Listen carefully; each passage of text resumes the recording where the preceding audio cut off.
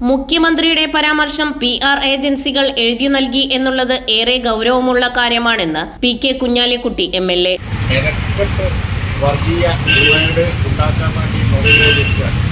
അതാണ് ഇന്ത്യ രാജ്യത്ത് ഇപ്പോൾ വന്നിരിക്കുന്ന ഏറ്റവും വലിയ പ്രശ്നം. മതേതര ശക്തികളൊക്കെ അതിനെതിരാണ് പോരാടിക്കൊണ്ടിരിക്കുന്നത്. അതേ PR ഏജൻസി കേരളത്തിൻ്റെ മുഖ്യമന്ത്രിയുടെ കസേരയിലിരിക്കുന്ന ശ്രീ പിണറായി വിജയനെ വോട്ട് ചെയ്ത് ഇന്ത്യയിൽ തന്നെ ഒരു വർഗീയ ഡിവൈഡുണ്ടാകുന്ന തരത്തിൽ കള്ളക്കടത്തിൻ്റെ പണം ദേശദ്രോഹ പ്രവർത്തനങ്ങൾക്ക് വേണ്ടി ഉപയോഗിക്കുന്നു എന്ന് പറഞ്ഞാൽ അതിലേറെ ഒരു ഗൗരവമുള്ള മലപ്പുറം ജില്ലയെ അപമാനിക്കുന്നു എന്നതിലപ്പുറം മലപ്പുറം എന്നുള്ള പ്രയോഗം ഒരു ബാഡ് ടേസ്റ്റിലാണ്.